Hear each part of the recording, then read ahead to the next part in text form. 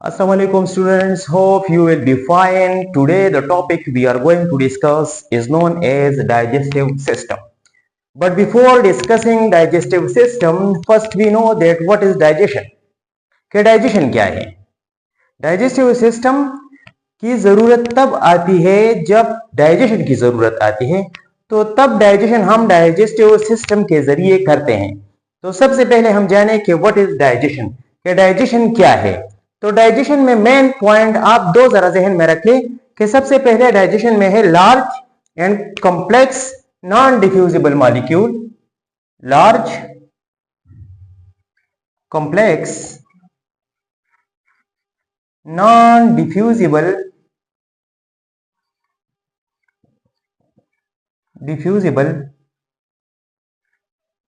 Molecule into small and sample। अच्छा, ये 2 points आप जहन में रख ले कि large complex molecule and small and sample molecule. तो डाइजेशन में क्या होता है कि हमारे पास लार्ज कॉम्प्लेक्स मॉलिक्यूल जब हम लेते हैं तो उसकी ब्रेक डाउन होती है और वो स्मॉल सिंपल मॉलिक्यूल्स में कन्वर्ट होते हैं, उसकी ग्राइंडिंग एंड क्रशिंग होती है, तो इसे डाइजेशन कहते हैं। अच्छा, डिफिनीशन फिर मैं लिखता हूं आखिर में। अच्छा, डाइजेशन की जरूरत क्यों आई, रिक्वायरमेंट ऑफ डाइजेशन। जरा दूसरे हेडिंग की तरफ आप तवज्जो दें कि रिक्वायरमेंट ऑफ डाइजेशन, डाइजेशन की जरूरत क्यों आई। हम बस फूड लेते थे, इंजेक्ट करते थे और फिर वो उसकी इजेशन हो जाती थी, तो डाइजेशन की जरूरत क्यों आई।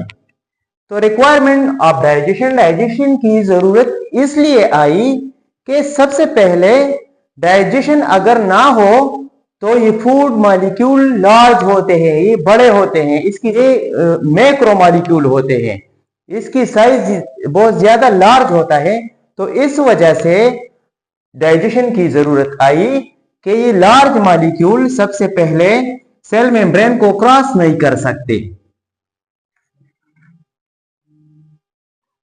सेल मेम्ब्रेन को क्रॉस नहीं करते, कैन नॉट क्रॉस।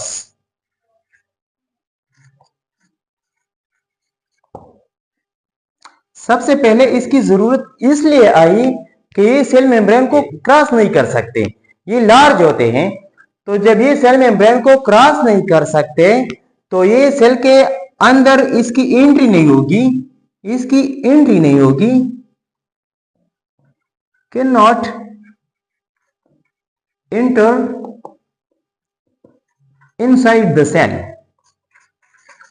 और जब फूड मॉलिक्यूल लार्ज होते हैं, उसकी एंट्री सेल के अंदर नहीं होती, तो फिर सेल को एनर्जी नहीं मिलेगी। अगर फूड मॉलिक्यूल इसके अंदर नहीं जाते तो उसको एनर्जी कहां से मिलेगी, तो can not take energy, can not take energy.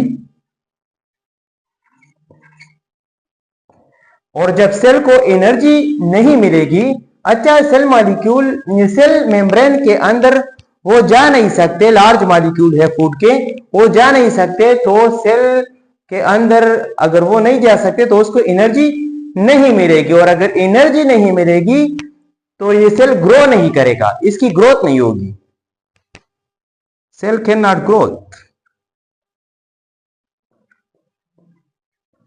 Can not grow, तो ये ग्रो नहीं करेगा। तो इस वजह से डाइजेशन की जरूरत आई कि ये वजूहात है कि सेल मेम्ब्रेन के अंदर लार्ज फूड मॉलिक्यूल जा नहीं सकते, अगर नहीं जा सकते तो वो एनर्जी कहां से लेगा, उसको एनर्जी नहीं मिलेगी, तो ये सेल ग्रो नहीं करेगा। इस वजह से डाइजेशन की जरूरत आई कि इस फूड सब्सटेंस को हमने स्मॉल करना है, ग्राइंड करना है, क्रश करना है, उसके बाद ये सेल के अंदर जाएगी, इससे जो एनर्जी मिलेगी वो सेल को मिलेगी और उससे सेल ग्रो करेगा। यहां पे आप डिफिनेशन की तरफ जरा देखें तो डाइजेशन की डिफिनेशन इस तरह है कि the process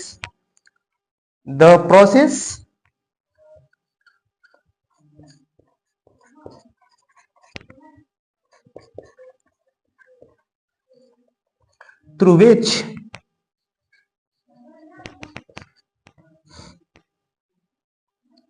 large complex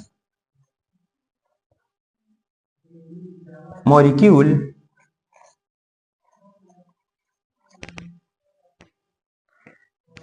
convert into small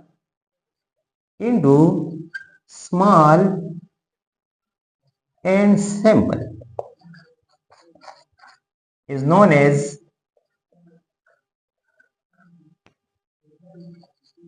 digestion. अच्छा, आप जरा देख लेना कि डाइजेस्टिव सिस्टम से पहले हमें ये जानना जरूरी है कि डाइजेशन क्या है। जरा मैंने आपको आसान लफ्जों में समझाना है कि सबसे पहले हम ये जाने कि डाइजेशन क्या है।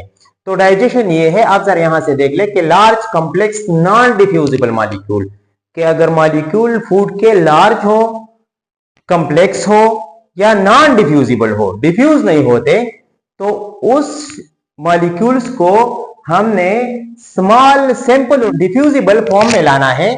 तो इस वजह से डाइजेशन की जरूरत आई, इस वजह से इसे हम डाइजेशन कहते हैं।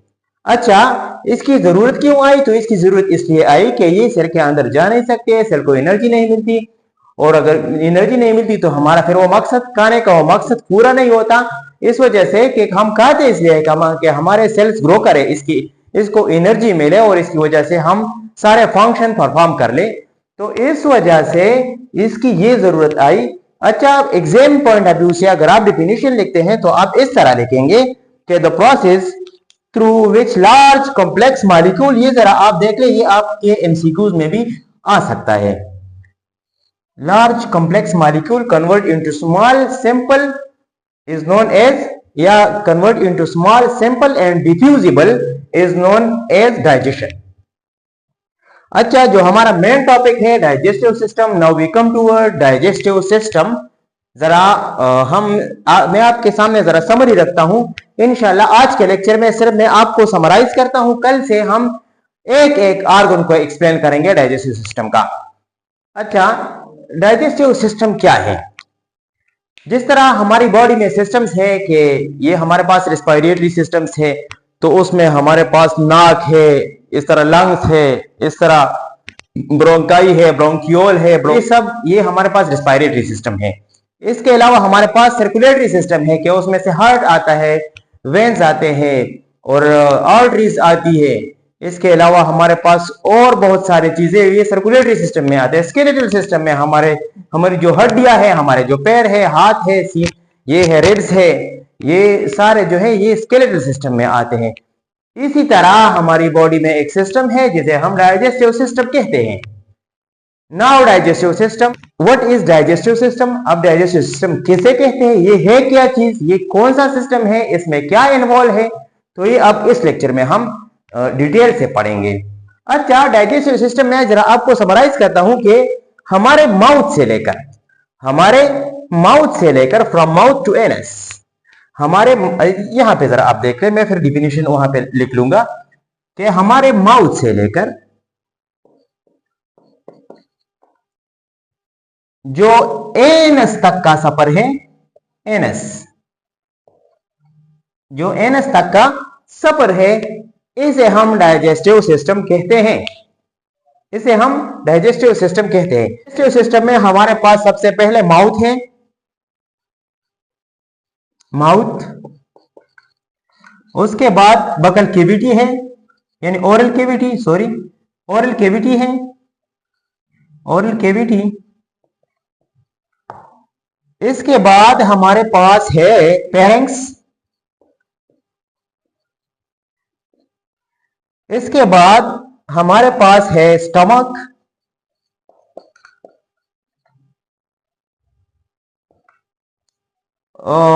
इसके बीच में ओसोपेगस,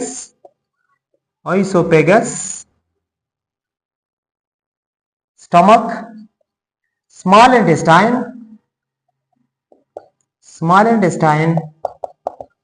और लार्ज इंटेस्टाइन। Large intestine. अच्छा, ये ऑर्गन्स है, इसे हम वन बाय वन से डिटेल से पढ़ेंगे। कल के लेक्चर में हम माउथ पढ़ेंगे, ओरल कैविटी, फिर फेरिंक्स, फिर oesophagus, stomach, small intestine and large intestine. Just आपको पता होना चाहिए कि हमारे माउथ से लेकर हमारे एनस तक का जो रास्ता है, जो वे है, तो इसे हम डाइजेस्टिव सिस्टम कहते हैं। और ये सिस्टम इन ऑर्गन्स पर मुश्तमिल है। इस सिस्टम में ये ऑर्गन्स मौजूद हैं। अच्छा, डिफिनीशन हम इसकी क्या करें कि द ट्रैक और the way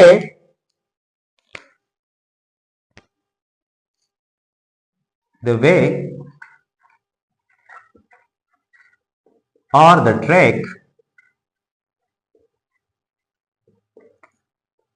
from mouth to anus is known as digestive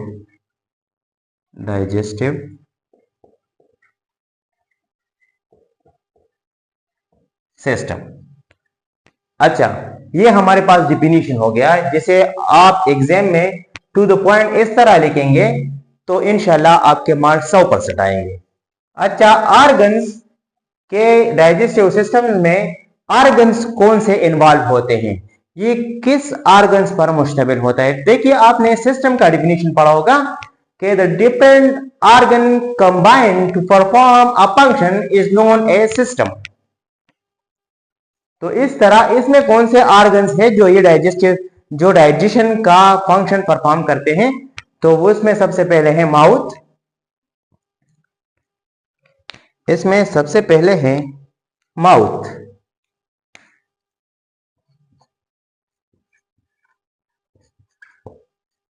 दूसरे नंबर पर है ओरल कैविटी,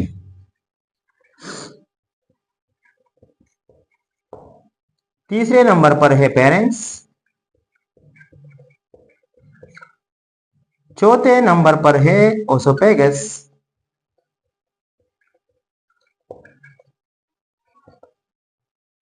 फिर है स्टमक, स्मॉल इंटेस्टाइन,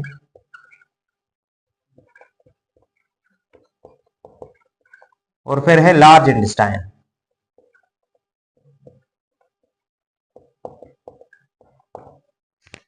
अच्छा, ये ऑर्गन्स डाइजेस्टिव सिस्टम में मौजूद होते हैं और ये ऑर्गन कंबाइन हुए हैं तो इसने डाइजेस्टिव सिस्टम बनाया है। ये फिर हम वन बाय वन इंशाल्लाह डिटेल से पढ़ेंगे। होप के यहाँ तक आपको समझ आ गया हो। से पहले मैं आपको जरा एमसीक्यूज जो मैंने आपको बताया था कि मैं ग्रीन से अंडरलाइन करने वाला हूं, तो वो ये है, जरा आप इसे देख लें। ये है, ये जरा आप देख लें, ये जरा आप रख लें, ये एमसीक्यूज है, इसे जरा आप गौर से पढ़ ले, इसे गौर से पढ़ ले तो इंशाल्लाह ये आपको आपके लिए फ्रूटफुल साबित होगा। अच्छा, ये वाला ये एक एमसीक्यूज है और ये सारा एक क्वेश्चन है जो आपसे वो पूछ सकते हैं एग्जाम पॉइंट ऑफ व्यू से।